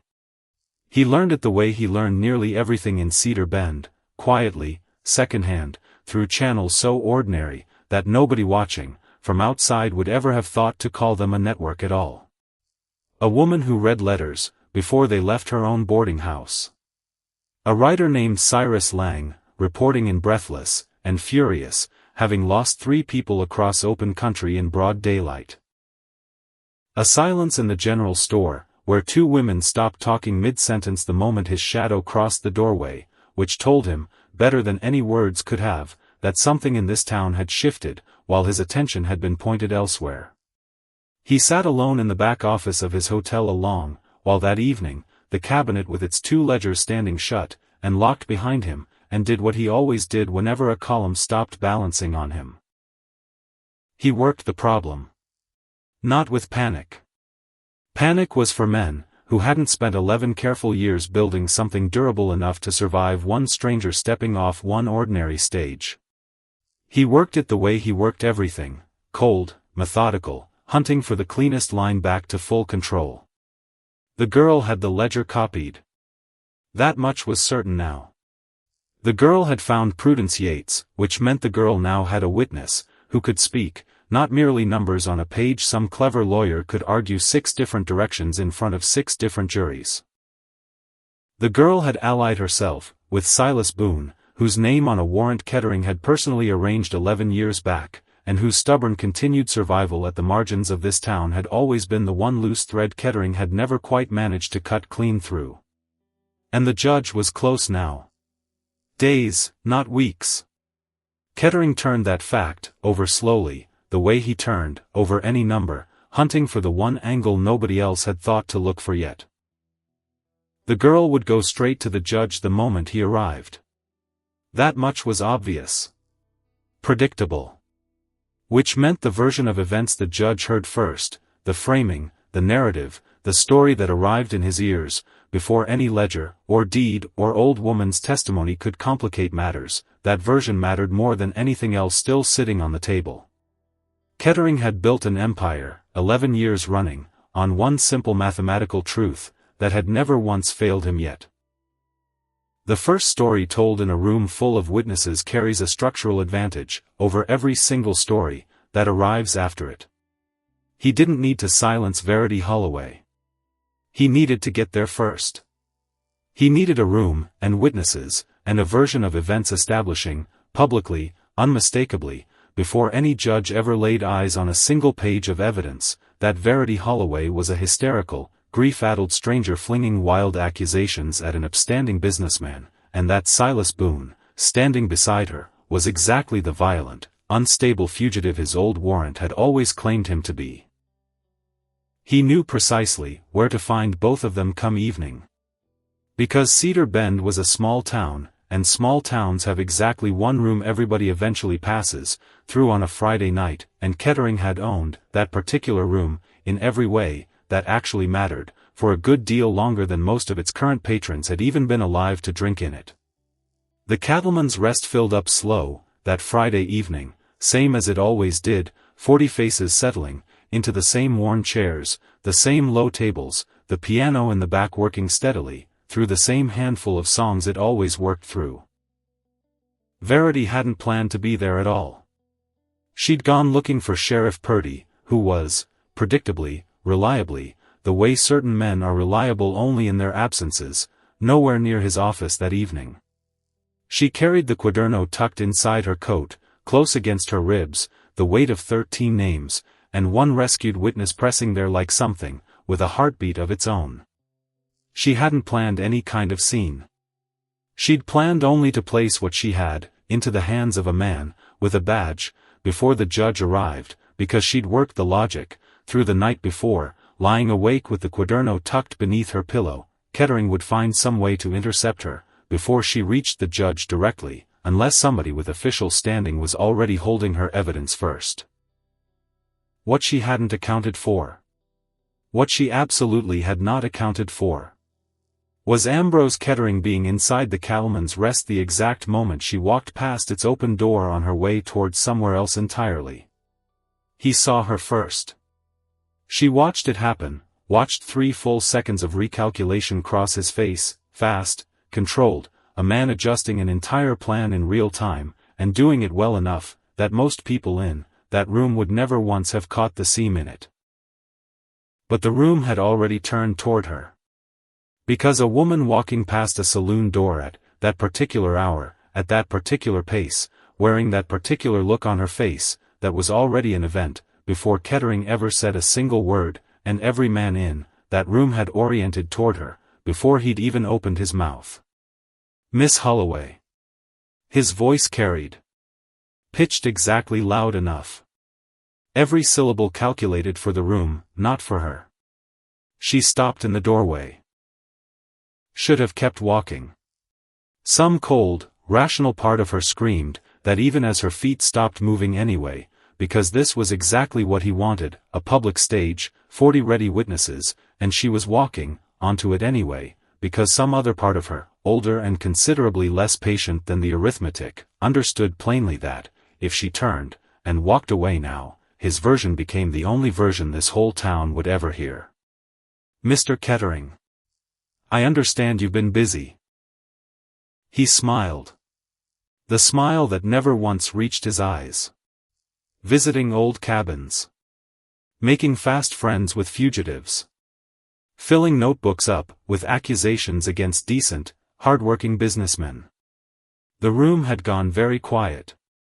I'd be careful, Kettering went on, and his voice had dropped now, gentler, almost kind, which was somehow considerably worse than, if he'd simply shouted, about the company you're choosing to keep, Miss Holloway. A woman alone. Grief-struck. No family left to speak for her. It would be a shame if this town started thinking you weren't quite yourself anymore. Because that was the whole architecture of it, laid bare in a single sentence. Not a threat. A diagnosis. Delivered publicly, kindly, in exactly the tone a room full of men would find easiest of all to believe. "I am entirely myself," Verity said. Her voice came out steadier than she felt, and she was grateful for that, grateful for 6 years spent holding steady, over ledgers that had tried, in their own quiet way, to lie to her. "I have 13 names, Mr. Kettering. I have a living witness, who watched a man die, that your own book claims died of fever.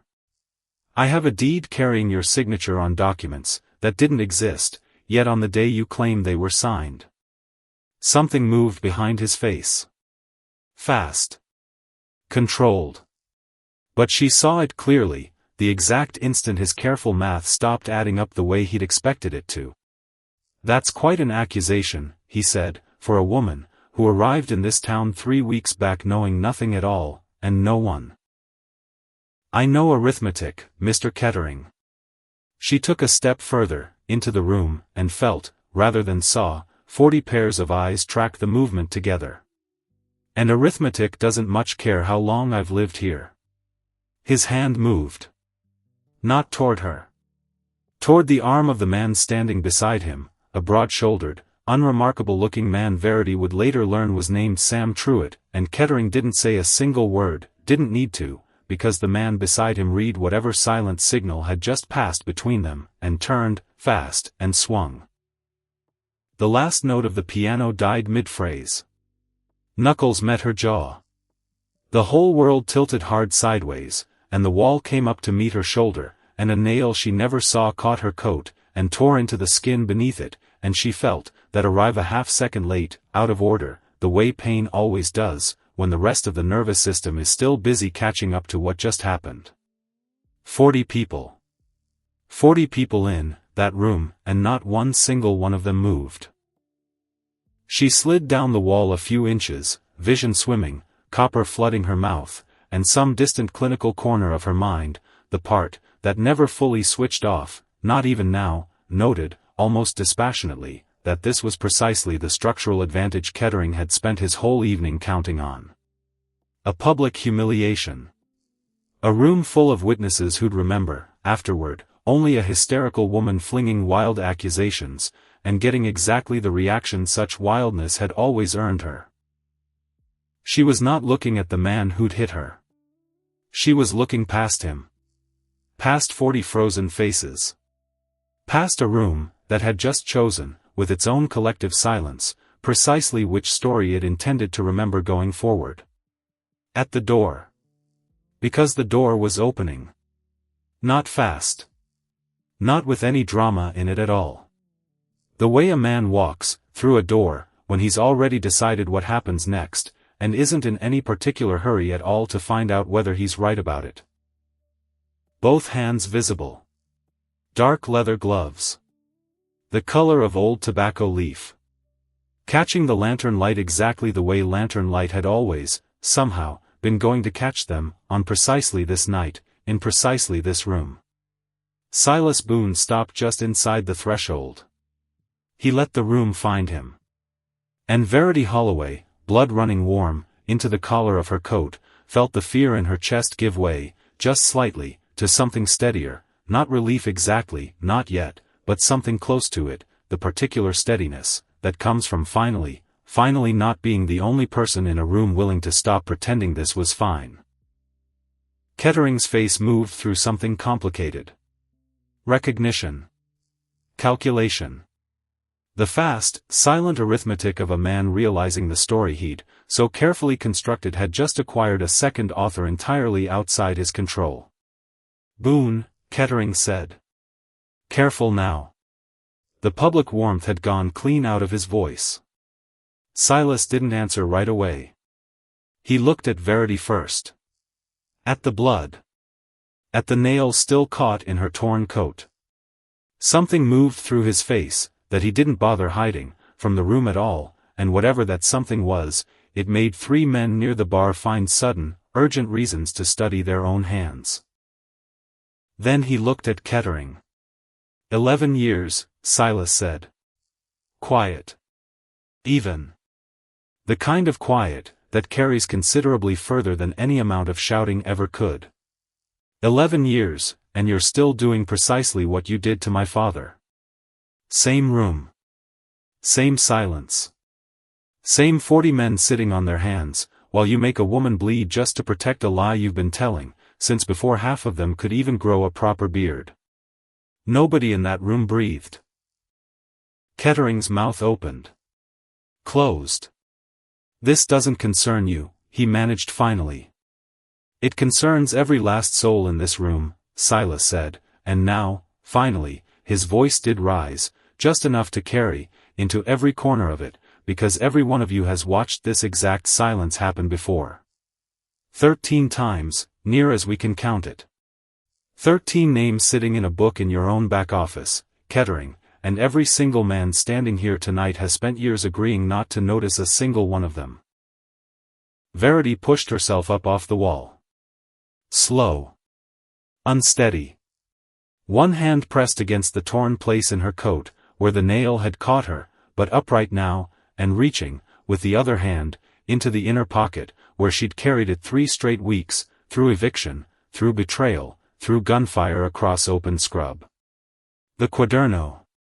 She laid it open on the nearest table, a table that happened to hold, though she hadn't planned this part, hadn't planned any of it, Sheriff Purdy's abandoned whiskey glass, sitting there untouched, since he'd wandered off some hour earlier. The room's attention shifted. Not to Kettering anymore. To the small leather notebook lying open on the table, dense with careful handwriting, 13 names arranged in neat columns beside dates, and intervals that even a man who'd never once balanced a ledger in his life could look at, and understand, instinctively, in his own gut, meant something was deeply, structurally wrong in this town. Kettering opened his mouth to speak. And Verity Holloway, blood still warm at her collar, one hand still pressed against a wound she hadn't, yet let herself feel fully, looked him dead in the eye across that silent, waiting room, and said the only thing left worth saying at all. Judge Fitch arrives shortly, Mr. Kettering. A pause. The whole room holding its breath around those words. And I intend, she said, to make certain he reads every single page. The night didn't end when Kettering walked out of the Cattleman's Rest. It only changed shape. Verity sat at the small desk in her rented room, lamp burning low, the quaderno open in front of her, and she understood, with the particular clarity that comes only after violence, that a notebook full of copied names was not, on its own, going to be enough. Because a list of names is only ever a list of names. Because a judge, even a careful one, even Barnaby Fitch, who by every account took his 30-day circuit considerably more seriously than most men took their own marriages, needed something a great deal sturdier than one stranger's handwriting to move against a man, who owned half the paper in this entire county. He needed pattern. He needed structure a hostile lawyer couldn't argue apart in 6 different directions before lunch. So she worked. Not narrative. Not story. She'd learned, 6 years deep in Ashford's ledgers, that story was the one thing a clever man could always find some way around. Numbers, laid out clean and cold and undeniable, numbers were considerably harder to talk your way past. Name. Date of loan. Property value. Loan amount. Date of death. Interval between loan and death. Date of transfer. Interval between death and transfer. She ran it across all 13 entries. 11 years of data, and when she finally finished the arithmetic near 2 in the morning, hand cramped, lamp guttering low, she sat back, and stared at the number she'd landed on, and felt the cold settle into her all over again, fresh. Average interval between loan origination and the borrower's death, 4 months, 12 days. Variance across all 13 instances, small. Not just small. Suspiciously small. The particular kind of small a competent accountant recognizes on sight, as belonging to exactly one of two categories, extraordinary coincidence, or a controlled process. The arithmetic itself made no judgment between those two possibilities. But a competent reader, she wrote beneath the figures, hand steady now despite everything the day had cost her, is fully equipped to assess which one is more likely. Then she turned to Nathaniel's pages. Copied his 11 reconstructed names alongside her own 13, cross-referenced, found the overlap, found the two names his patient 3 years of listening hadn't managed to surface, Prudence Yates among them, which made a grim kind of sense once she thought it through, because a woman kept alive, and silent in a fallen-in cabin leaves behind no grave for a town to remember, no funeral for anyone to whisper about afterward. She wrote Prudence's testimony out longhand, every detail the older woman had given her, dated and careful. She added the deed. 1859, Boone land, filed proper, existing on paper exactly, as it had existed, before Kettering's hand ever once touched it. She added Nathaniel's letter last. Read it through one more time, before folding it, into the growing stack of pages. If you are reading this, something has gone wrong, and let herself feel, for just one long moment, the particular grief of a woman fighting this hard to avenge a man she had never once met in her life. Then she kept writing. By 6 that morning, she had 41 pages. Pattern analysis first. Corroborating documents second. Nathaniel's own record third. And a final page, 3 names Nathaniel had identified, town residents who might, approached now by someone carrying judicial authority rather than a torn coat and a bruised jaw, be persuaded finally to speak on the record.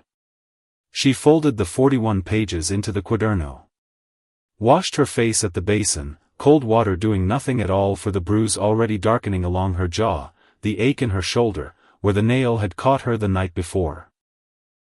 And went to wait for the judge's stage. Silas was already there, when she reached the depot. He hadn't slept either. She could see, that plainly, the particular stillness of a man running on nothing, but sheer will, the same stillness she recognized in her own reflection, that morning, except his had years of hard practice behind it, that hers simply didn't. "You look terrible," he said. No greeting. Just the observation, flat, and something underneath it, that wasn't unkind in the slightest. "Good morning to you too. I mean it. I know you do." She adjusted the quaderno inside her coat. "Terrible's an improvement on yesterday, Silas Boone. Yesterday I was unconscious for part of it." Something flickered across his face. Not quite a smile. Too tired, too wound tight, to quite manage that. "Purdy's not going to stand aside easy," he said. "Whatever happens today." "I know. Kettering's had all night to work on him." "I know that too." He looked at her a long moment. "You're not scared," he said. Not quite a question. "I'm terrified," Verity said, honest, because there wasn't any room left this morning for anything but honesty. "I'm just considerably more terrified of what happens, if I let that stop me." The stage rolled in a little, after 9, dust still hanging behind it in the flat morning light, and Judge Barnaby Fitch stepped down looking exactly like a man who had spent 11 years riding a 6-territory circuit, and had long since stopped expecting any single day of it to stay simple. He was older than Verity had pictured. Silver through the beard. A face that had learned patience the hard way. Eyes that swept across the depot platform once, cataloging, before he'd even set his second boot down properly. Those eyes found her within seconds. Found the bruise along her jaw. The torn shoulder of her coat, still not properly mended. "Miss Holloway," Verity said. "Verity Holloway. Judge Fitch, I need an hour of your time, before you take a single meeting in this town, and I need it somewhere Ambrose Kettering doesn't own the walls." He studied her a long moment. Something moved through his weathered face, calculation of his own, a stranger, bruised, urgent, in a territory where urgent strangers rarely turned out to be worth the delay they demanded of a man. Except Whitcomb keeps the county land office 2 streets over, he said finally. Slow. Testing the shape of the decision even, as he made it. County recorder. Not Kettering's man, far as I've ever managed to find. I know the office, Silas said. Fitch's eyes moved to him. Lingered there. And you are? Silas Boone. Something crossed the judge's face, recognition, quick, controlled. A name off a wanted board, 3 years running. I've heard that name, Fitch said carefully. You're about to hear a great deal more about it, Verity said. None of it what the board outside the sheriff's office claims. Fitch looked between the two of them a long moment. Then, slowly, he nodded once. An hour, he said. Whitcomb's office. And Miss Holloway, this had better be worth the delay it's costing me. Judge Fitch, Verity said, already turning toward the street, Quaderno pressed close against her ribs, I promise you it is. Whitcomb's office smelled of old paper, and lamp oil, shelves of deed books running floor to ceiling along every single wall, and the recorder himself, a narrow, careful man with ink-stained fingers, and eyes that had clearly seen more of Cedar Bend's private business than he ever once let show on his face, cleared his back room, without asking a single question, the moment Silas asked him to. Verity laid the 41 pages on the table between herself and Judge Fitch. He read without expression. That was the part that unsettled her most, watching him, the careful, patient way he moved, through page after page, no visible reaction anywhere, the same flatness she recognized in her own face whenever she read a ledger that hadn't yet told her whether it was going to break her or not. He finished. Went back. Read 3 specific pages a second time, the pattern analysis, she noted, and Prudence Yates's testimony, and the final page listing the 3 witnesses Nathaniel had identified. Then he set the document down. Is the original ledger, he said, still in Kettering's cabinet? Or has he had opportunity to move it? The question landed harder than she'd expected it to. Because she hadn't thought of that. Hadn't slept, hadn't eaten, had spent the whole night lost in arithmetic, and grief and 41 pages, and somehow the single most practical question of the entire morning had slipped past her completely. I don't know, she admitted. It depends, Silas said, on whether Sheriff Purdy's told him, yet what happened at the Cattleman's Rest. If he has, Kettering's had all night to move it, or burn it clean. If Purdy's stayed too scared to say anything. Then it's still there, Fitch finished. He looked at Verity. You have the intervals calculated. I have the intervals calculated. He was quiet a moment. In 31 years riding circuit, through 6 territories, he said finally, I have come across 3 prior instances of a man building a mechanism to take land, from people who never once understood they were being processed by one. In all 3 cases, someone kept a record. Preserved something. A pause. In all 3 cases, that someone was a man already connected to institutional power of his own. He looked at the pages in front of him. Then back at her. I believe I am looking at the 4th case, he said. And I believe, Miss Holloway, that you are the very first one who wasn't. Something in her finally eased, loosening slow through her whole body like a held breath let all the way out, the first time in 3 weeks she'd felt anything close to it. Then you'll act on it. I'll act on what I can verify, Fitch said, careful, precise. Which means I need that ledger before Kettering has cause to move it. And I need it inside the hour. He'll have deputies, Silas said. Or Lang's men. Somewhere near that hotel. Fitch was already standing. Whitcomb, he called through the door. I'll need your fastest rider. And I'll need a county deputy, who doesn't answer to the town sheriff for anything. The county deputy's name was Ross Talley, and he moved fast enough, and quiet enough, that the cabinet in Kettering's back office was open, and the second ledger sitting in Judge Fitch's hands inside 40 minutes of Tally receiving his instructions. Which told Verity something important, turning that fact over slowly while she waited in Whitcomb's cramped front office. It told her Sheriff Purdy had stayed quiet. Whether out of fear, or guilt, or some calculation entirely of his own about which way the wind was about to blow, she didn't know yet. But the ledger hadn't moved. Hadn't burned. Sat exactly where she'd found it the first time, 6 seconds and a hairpin's worth of effort behind a lock that had never once been built to stop a woman who'd learned to pick locks at 9 years old. Tally set it on the table in front of Judge Fitch. Fitch opened it.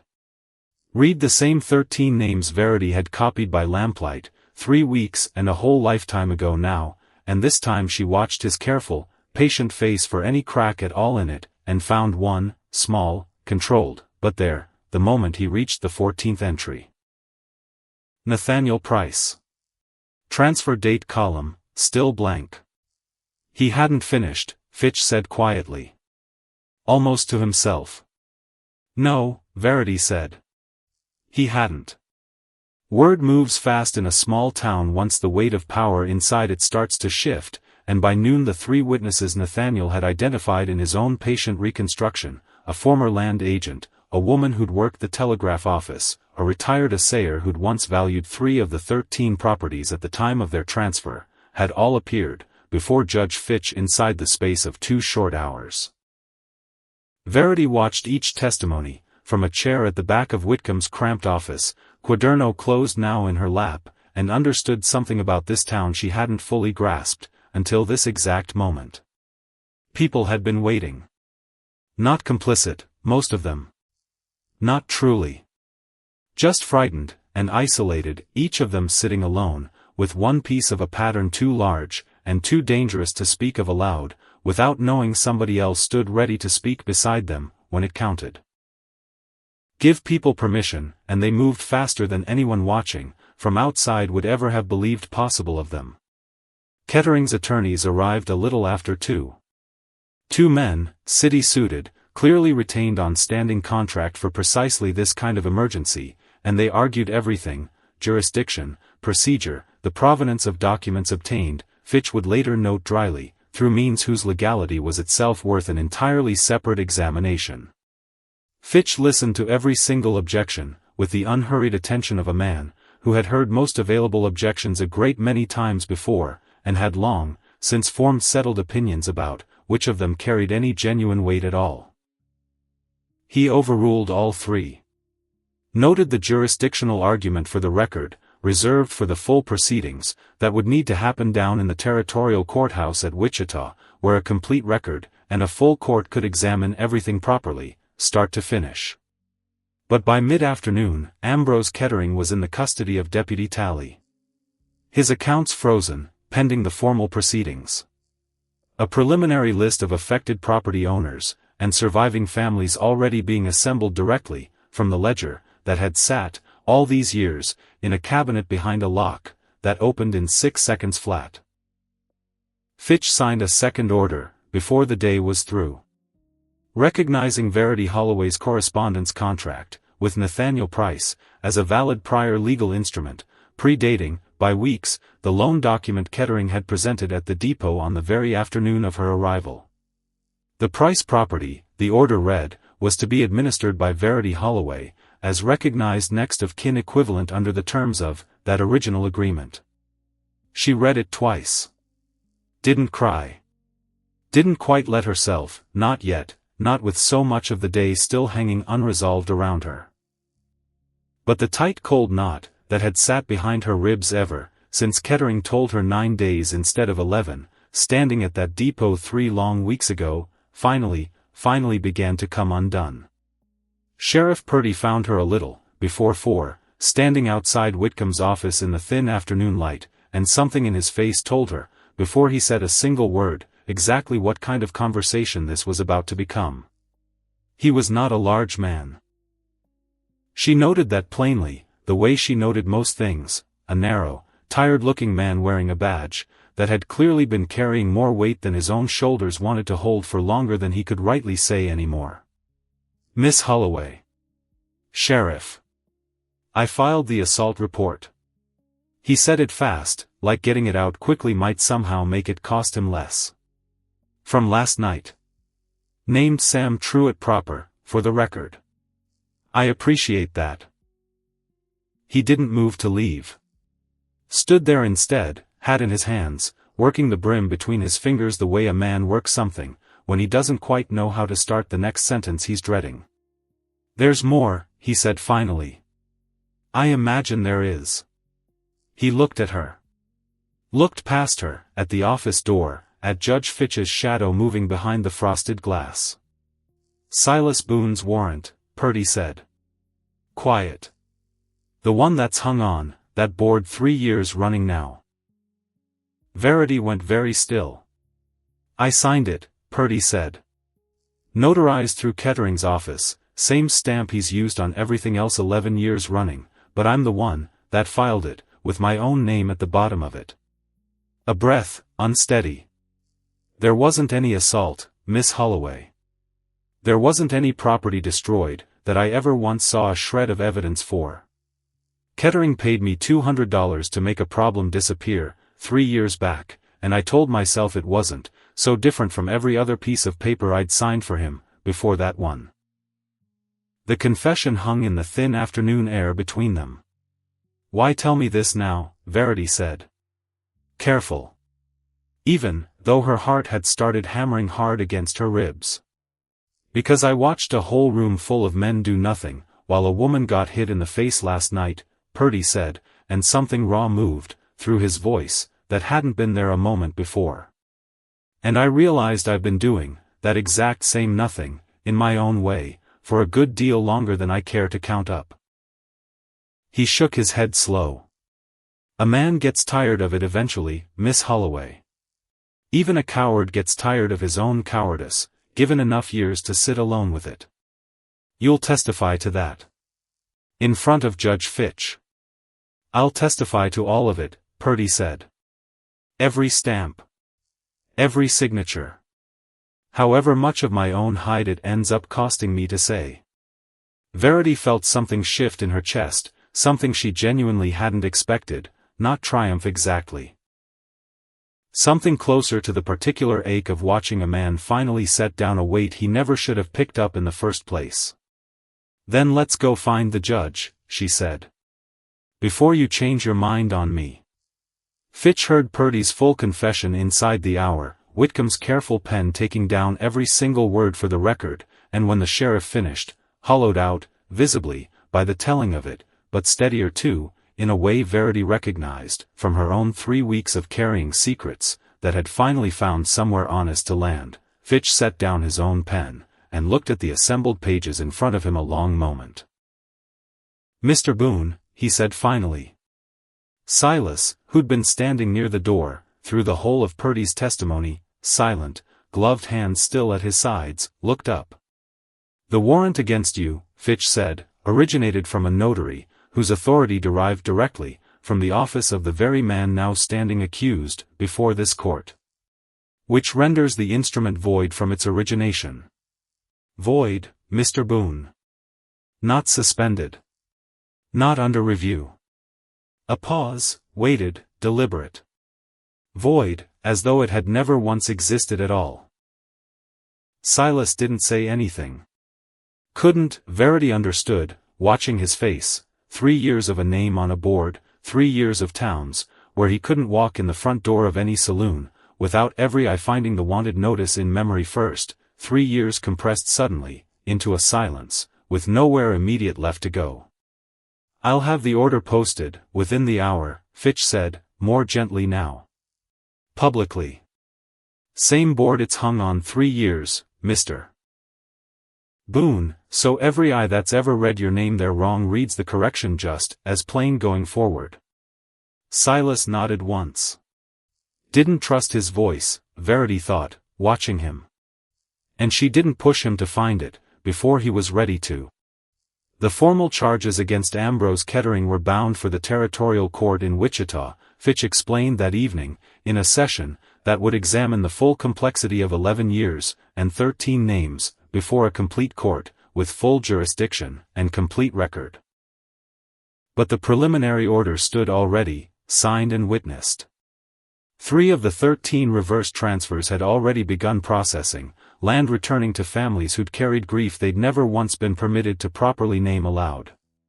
The remaining 10 would move at the pace territorial courts always moved, not fast, Fitch cautioned her, but moving, decisively, in the right direction at last. Kettering himself said little, through the whole of the proceeding.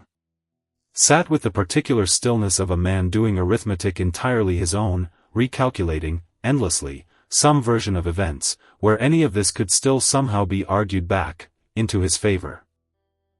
It was near sundown, the light gone long, and gold across Cedar Bend's single main street, when Judge Fitch finally asked him the one question Verity hadn't expected anybody to ask at all. "Mr. Kettering." Fitch's voice was quiet. Not unkind exactly, just tired, the particular tiredness of a man who'd ridden circuit 31 years, and had, perhaps, finally earned the right to ask a question that wasn't strictly required of him by law. 11 years. 13 names. I find myself wondering what a man builds a thing like that on top of. Because I don't believe it's simple greed. I've seen simple greed plenty of times before. It doesn't usually run this patient. This precise. Kettering was silent a long moment. When he finally spoke, his voice had lost something, the careful, practiced warmth he'd worn at the depot 3 weeks back, the public performance he'd staged at the Cattleman's Rest the night before. What remained underneath sounded, for the very first time, since Verity had met him, entirely unrehearsed. "I was 12 years old," he said, "the spring my father lost our land. Nobody in the room moved. We'd built for 20 years. My father and his father before him. A speculator came, through from back east, found some technical fault buried in the original territorial filing, the kind of error half the claims out here carried somewhere in them, the kind that was routinely set aside, because the whole purpose of territorial law was to settle land, not unsettle people who'd already settled it honestly enough." A pause, his jaw working once, tight. He didn't set it aside. He found a judge willing to enforce it instead. For days, the whole proceeding took. For days, and my father never once got a real chance to answer for himself in front of anybody. His eyes came up. Found Verity's, across the room. "I stood there, and watched it happen," he said. "Watched my father get processed by a mechanism made of nothing but paper and a notary stamp, and one man in a position of authority willing to look the other way for the right price." A long breath. "I spent the next 40 years building that exact same mechanism myself. Told myself, somewhere along the way, that I was simply better at operating it than the man who'd used it against my own family had ever been.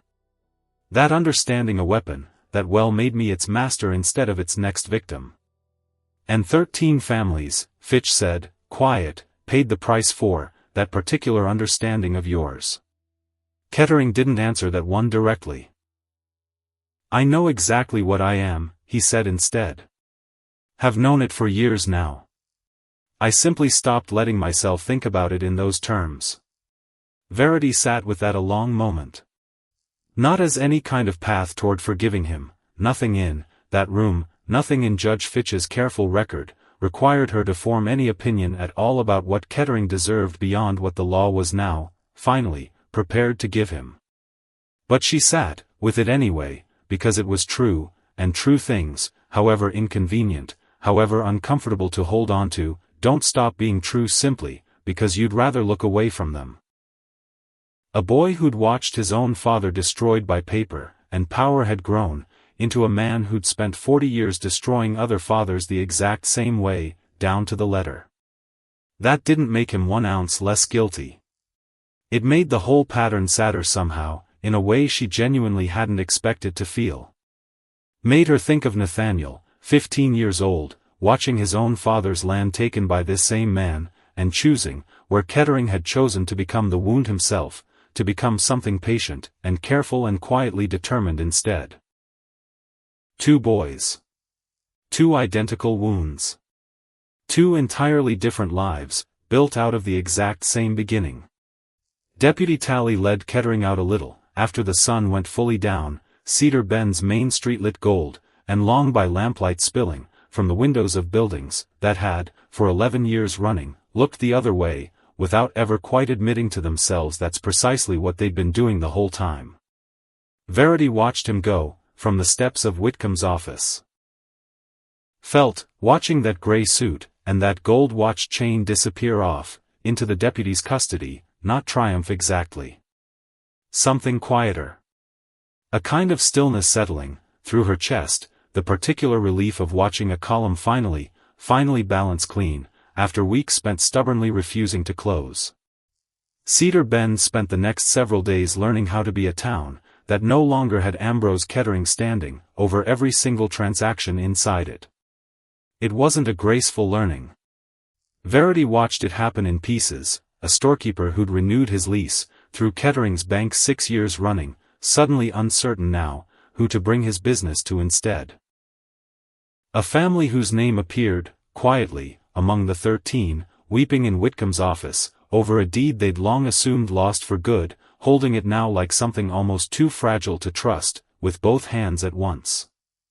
Mrs. Odell left town on the first eastbound stage, that would take her, 3 days after Kettering's arrest, before Fitch's formal inquiry, into the reading of private correspondence could ever reach her boarding-house door. Verity heard about it second-hand, from Whitcomb, who mentioned it the way you'd mention weather, a plain fact, unremarkable, already receding into the ordinary business of a town slowly returning to something like its proper shape again. She felt nothing much in particular about that, she realized, turning it over once in her mind. No triumph. No lingering anger even. Just the flat, settled understanding that some people, given enough time, and enough fear, simply become instruments of whatever's easiest at hand, and Mrs. Odell's leaving didn't require Verity's forgiveness, or her condemnation either one. It just required the ledger to close. And now, finally, it had. Prudence Yates stayed above the harness shop another full week, gathering her strength back, before she announced, with the particular steadiness Verity had come to recognize well in her by then, that she intended to take the compensation Fitch's preliminary order had allotted her, and build something small entirely of her own, a house, modest, sturdy, with a door, that locked only, from the inside, sitting on a piece of ground, that would carry nobody's name at all, but her own, from here forward. You did more than testify, Verity told her, the morning Prudence left the harness shop for good. You gave the whole pattern a face. A living one. Without you, all of this stays a column of numbers some clever lawyer could argue apart in an afternoon. Prudence took her hand. Held it a long moment. You gave an old woman a reason to walk out a door again, she said.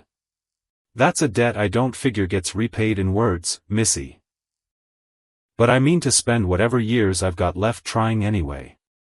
Silas came to find Verity a week, after Kettering's arrest, out at the Price property, her property now, by every legal instrument Judge Fitch's order could provide, where she'd spent the intervening days walking the fence lines Nathaniel had written about, so carefully in 4 letters she still kept folded inside the quaderno.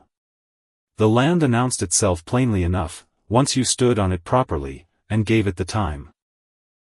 Solid fencing along the east side. The west side needing work, same as Nathaniel had written it would. A barn considerably better built than the house standing beside it, exactly as promised. She was testing the soil near the western fence line, pressing a thumb in, reading what came back up, the way her father had taught her a lifetime ago in a city, that felt impossibly distant to her now, when she heard the gray horse approaching, the one with the white mark across its nose.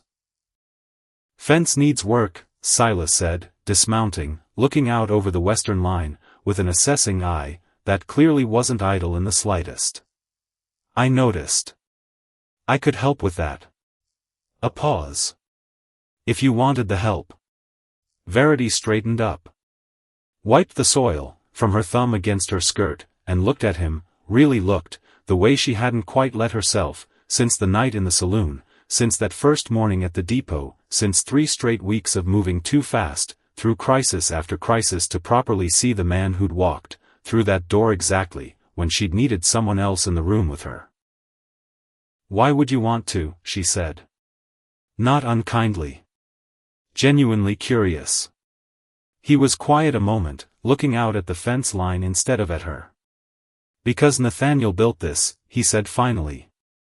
"Every board of that barn, every post along that fence, he built it quiet, out past Kettering's reach, hoping it'd be something worth having by the time anybody he loved got the chance to see it." A breath. Feels wrong somehow. Letting it sit half-finished. Like it'd be letting him down all over again, a second time. "That's a generous way of explaining wanting to spend your afternoons out on my fence line, Silas Boone." Something that might have been a real smile crossed his face, brief, unpracticed. "Maybe it is," he admitted. "Maybe I've got other reasons too, besides." "Such as?"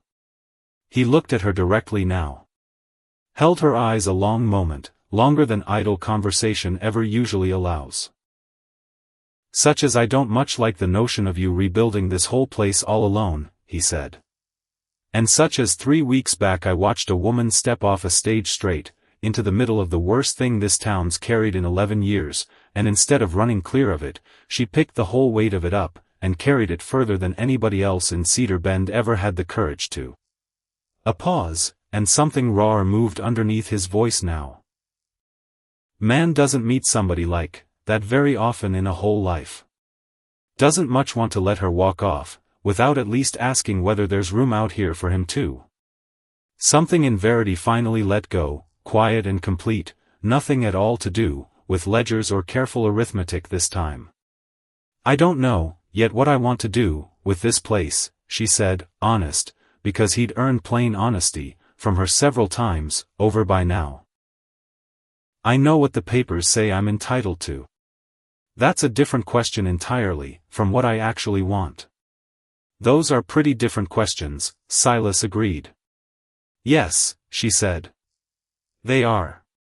The wind came across the flat the way October wind always does in Kansas, low, continuous, moving dry grass in directions it hadn't sat a moment before, setting it back down somewhere entirely new, without explanation and, without apology, the way this whole strange, violent, unexpected month had moved her clean across a country, and set her down finally somewhere she'd never once planned on standing. "I'm not asking you to be anything you're not," she said finally. "I don't rightly know what I'd be," Silas admitted, "if I stayed anywhere long enough to find out properly. Been running from something, or toward something, 11 years straight through. Never once tried just staying put. That sounds like something a person could look into." He didn't answer that right away. "Nathaniel's the reason you came out here at all," he said instead. "Yes. And you're still here." She didn't answer that one either, not directly. Just looked out, over the fence line, at the barn Nathaniel Price had built board by careful board, a stranger back in St. Louis somewhere in his thinking the entire time, hoping against every reasonable odds, that she'd arrive to something worth having, in the end. "I need to walk the rest of this fence, before the light goes," she said finally. "Could use somebody along, who knows this ground properly."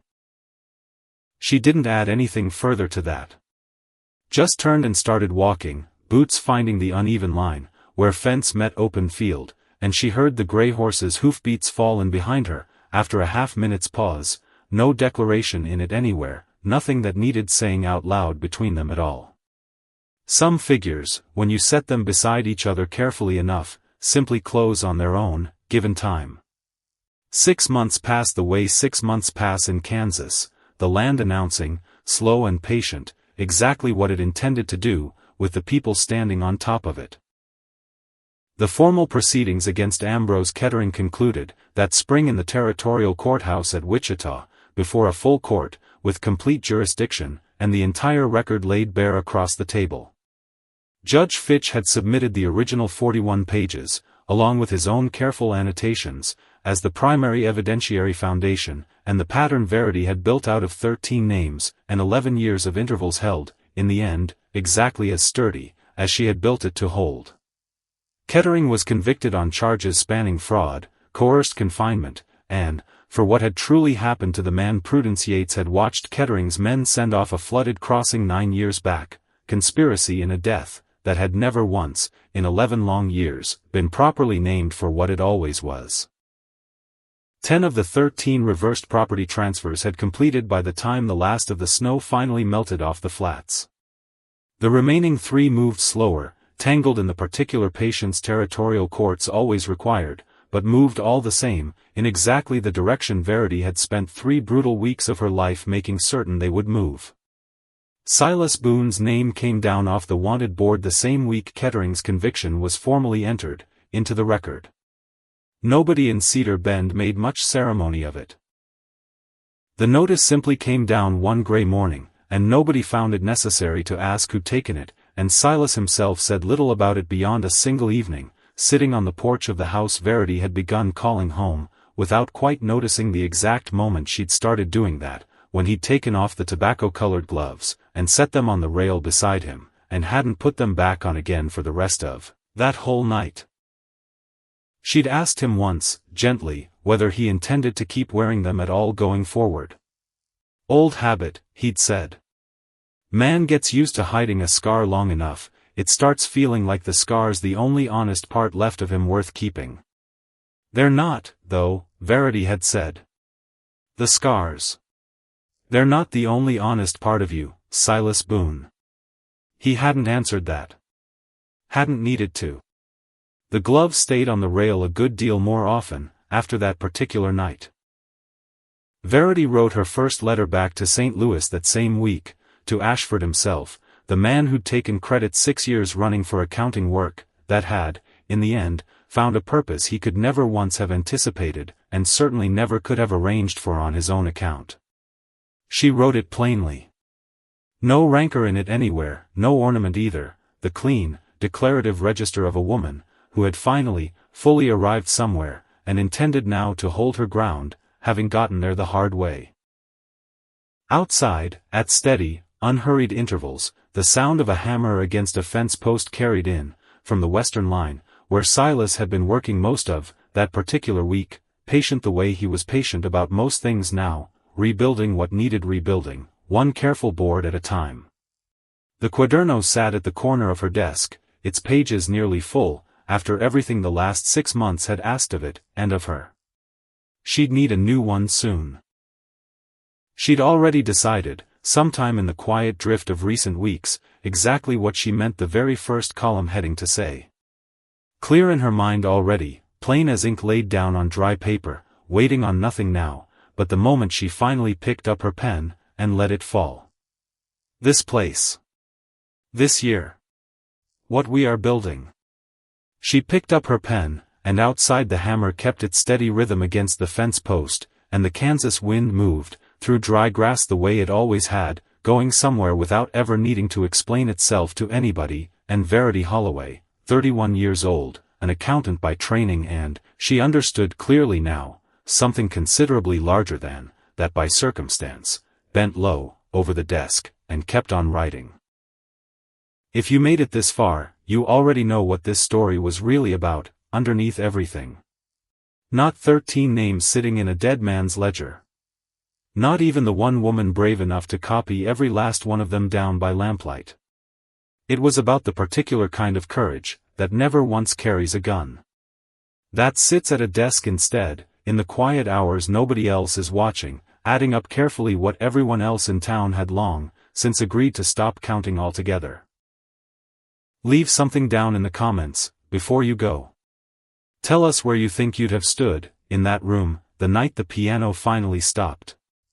And if this one stayed with you, if you found yourself still thinking about Verity Holloway, about Silas Boone, about one old woman finally walking out a cabin door, after 9 long years of silence, you already know exactly what to do next. We'll see you in the next one.